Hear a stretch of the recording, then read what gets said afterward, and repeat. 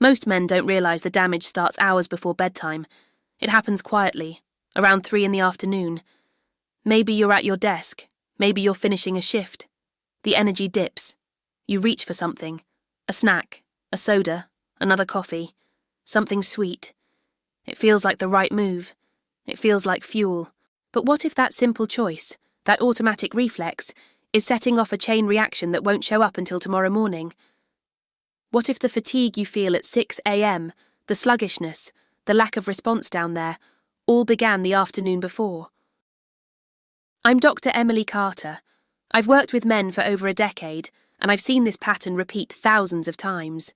The afternoon snack isn't harmless. The timing matters more than most people think. And by the time men connect the dots, the decline has already been happening for months, sometimes years. So before you dismiss this as another health lecture, just listen. Because what happens between 3 and 5 p.m. in your body is more important than you've been told. And what you put in your mouth during that window may be quietly dismantling the very hormones that define your vitality. Let's start with something simple, something every man recognizes, that mid-afternoon slump. You've been awake since dawn. You've pushed through meetings, physical work, stress, decisions. Your brain is tired. Your body feels heavy. And right around 3 p.m., like clockwork, the energy crashes. It's so common that most men don't even question it anymore. They just accept it.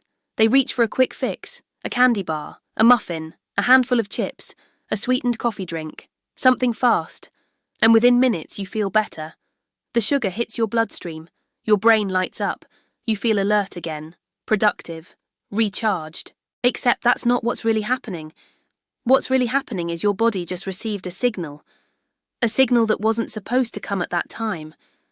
A signal that tells your entire hormonal system something is wrong. And when that signal repeats day after day, your testosterone, your circulation, your nighttime recovery, all of it, begins to shift. See? Most men think of testosterone as something that's either high or low. You either have it or you don't. But that's not how it works. Testosterone isn't static. It follows a rhythm, a daily cycle that your body relies on to stay strong, balanced, and functional. When you wake up, your testosterone is at its peak. That's by design. Your body built it up overnight while you slept. By mid-morning it starts to taper.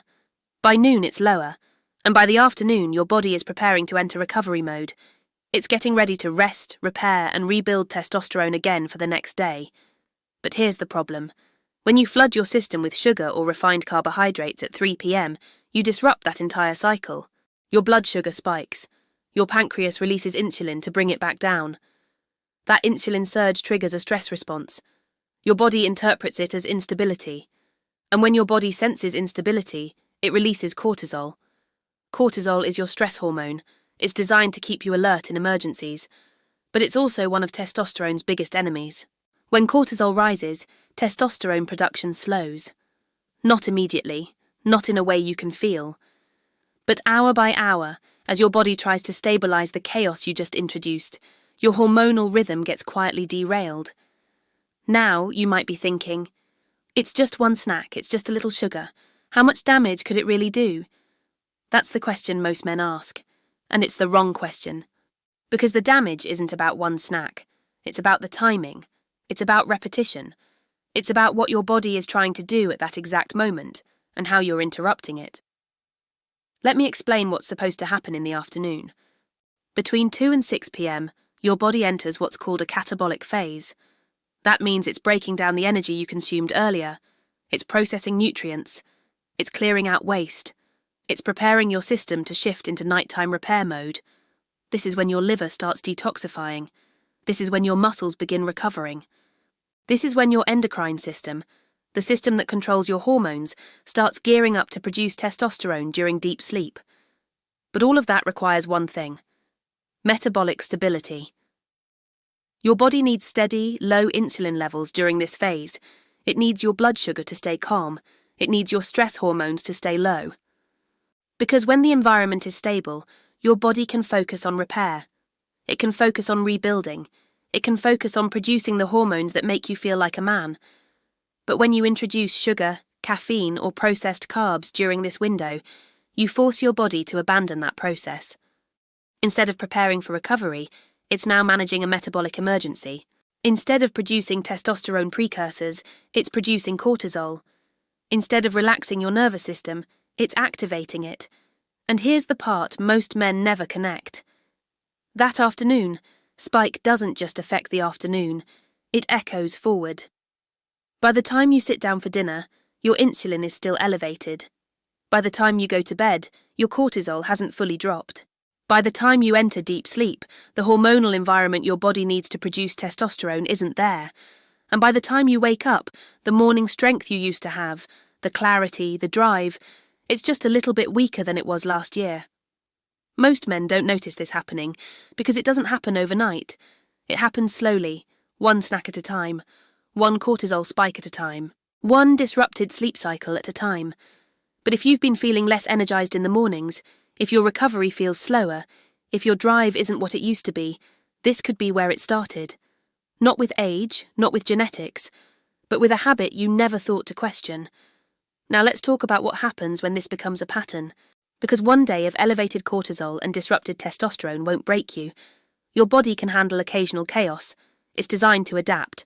But when this becomes your routine, when every afternoon at 3 p.m. you repeat the same cycle, your body stops adapting.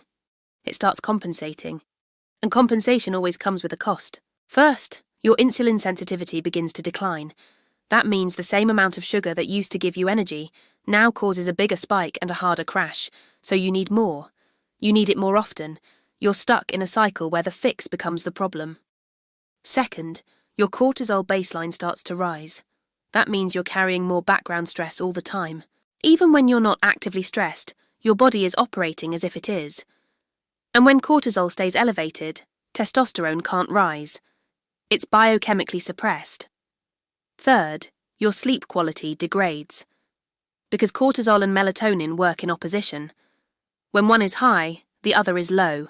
If your cortisol is still elevated at bedtime because of what you ate 6 hours earlier, your melatonin production is delayed. Your deep sleep shortens. And deep sleep is when testosterone is made. So now you're in a situation where you're tired during the day, restless at night and weaker in the morning. And most men blame age. They blame stress. They blame their job, their schedule, their genetics. But they never blame the snack. Because the snack feels innocent. It feels small. It feels like self-care. Like a reward. Like survival. And no one told them that timing matters. No one told them that what you eat at 3 p.m. determines what your hormones do at 3 a.m. Let me give you an example. I worked with a man in his mid-50s. He came to me complaining of low energy, poor morning drive and declining circulation. He'd been to other doctors. They ran his labs. His testosterone was on the lower end of normal. Not low enough to treat, but not high enough to feel good. They told him it was just aging. They told him to accept it. But I asked him about his day, and he told me he worked long shifts. He rarely ate breakfast. He grabbed lunch when he could. And every afternoon, around 3 or 4, he'd stop at a gas station and buy an energy drink and a protein bar. He'd been doing it for years. He thought it was keeping him going. I didn't tell him to stop. I just asked him to pay attention, to notice how he felt at night, to notice how he slept, to notice how he woke up. 2 weeks later, he called me. He said he'd started tracking it, and he realised that on the days he skipped the afternoon sugar rush, he slept deeper. He woke up with more energy. His morning response was noticeably stronger. He didn't believe it at first. He thought it was coincidence, but it kept happening. That's when he understood. The 3 p.m. habit wasn't giving him energy. It was borrowing it, and his body had been paying the debt every night. Now, you might be wondering, what about healthy snacks? What if I eat fruit or nuts or something clean? Good question. And here's the nuance. It's not just about sugar, it's about insulin response, and it's about timing. Even healthy carbohydrates can spike your blood sugar if your body isn't ready for them. And in the afternoon, when your body is preparing to wind down, any significant insulin release can interrupt the process. That doesn't mean you can never eat in the afternoon. It means you need to be aware. Protein and fat are metabolically neutral. They don't spike insulin. They don't trigger cortisol. They don't disrupt your hormonal rhythm. But most men don't reach for protein and fat when they're tired. They reach for quick energy. And quick energy always means sugar. So the question isn't whether you should eat. The question is whether what you're eating is helping or hurting the process your body is trying to complete. Let's go deeper into the mechanism, because understanding this changes everything. Your body runs on two fuel systems, sugar and fat. When you eat carbohydrates, your body burns sugar. When you don't, it burns fat. This switch between fuel sources is called metabolic flexibility, and it's one of the most important factors in hormonal health. In the morning, after fasting overnight, your body is primed to burn fat. That's why men used to wake up lean and energized. But as soon as you eat sugar or carbs, your body switches to burning sugar. And once it's in sugar-burning mode, it stays there for hours. Now, if you eat sugar at breakfast, at lunch, and again at 3 p.m., your body never gets the chance to switch back to fat burning. It never gets the chance to tap into its stored energy. It never gets the chance to produce the hormones that come with metabolic flexibility, including testosterone. Because testosterone production is linked to fat metabolism. When your body burns fat efficiently, it produces more androgens. When it's constantly burning sugar, it doesn't. This is why men who eat frequent carbohydrate-heavy meals throughout the day tend to have lower testosterone than men who eat fewer, more balanced meals. It's not about calories, it's about fuel switching. It's about giving your body the metabolic space to do what it's designed to do. And that 3 p.m. snack, that sweet coffee, that handful of chips, that's the moment when your body could have switched into fat-burning mode for the evening. That's the moment when your cortisol could have dropped. That's the moment when your hormonal recovery could have begun. But instead, you reset the clock. You told your body to stay in sugar-burning mode. You told it to stay alert. You told it to keep producing insulin and cortisol instead of testosterone and growth hormone, and your body listened.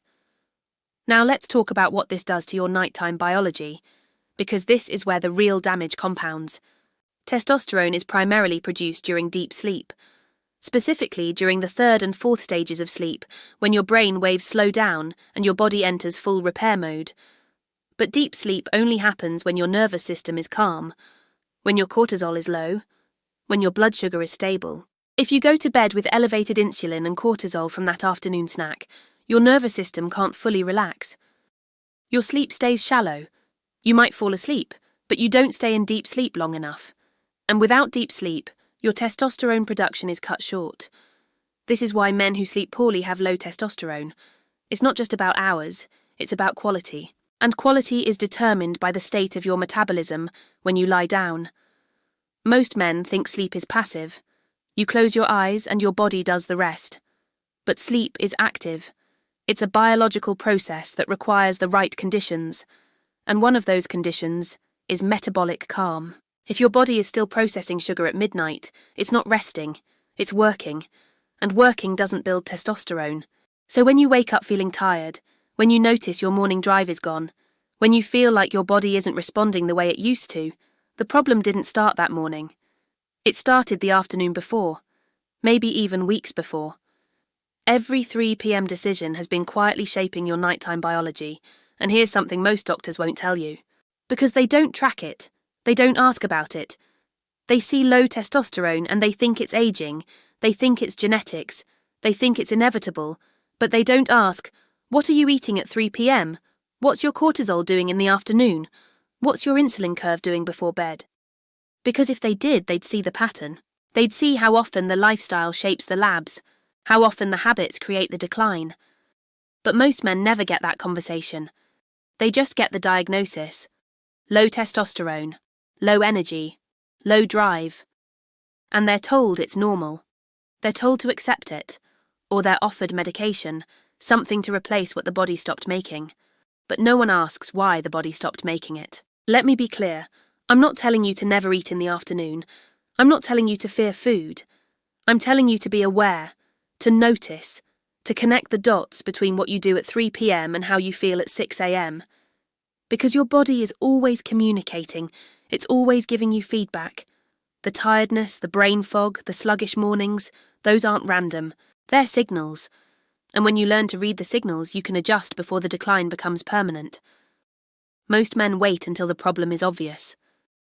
Until their energy is gone. Until their drive is gone. Until they can't ignore it anymore. And by then, the body has been compensating for so long that it takes months to rebuild what was lost. But if you catch it early, if you notice the pattern while it's still forming, the body responds quickly. Because it wants to produce testosterone. It wants to feel strong. It just needs the right conditions. It needs the metabolic space. It needs the hormonal rhythm to stay intact. And that rhythm starts with small decisions. Daily decisions. Decisions that seem unimportant in the moment but echo forward into your biology for hours. So, let me ask you something. And I want you to think about it honestly. When was the last time you made it through an afternoon without sugar, without caffeine, without a quick energy snack? When was the last time you let your body finish what it was trying to do, instead of interrupting it with another spike? If you can't remember, that tells you something.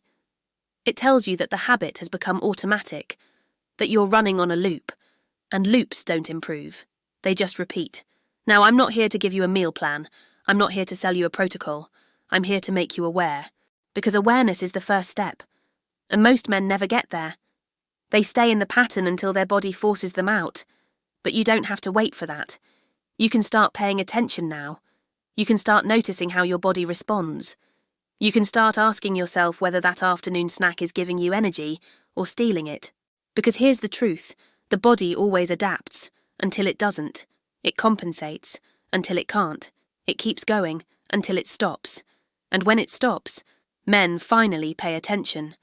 But by then, the decline has already been happening for years. The testosterone has already dropped. The sleep has already degraded. The circulation has already slowed. And all of it, traces back to decisions that seemed harmless at the time. So before you reach for that snack today, pause. Just for a moment. And ask yourself, is this feeding my energy, or is this feeding the cycle? Because your body knows the answer. It's been trying to tell you, you just have to listen.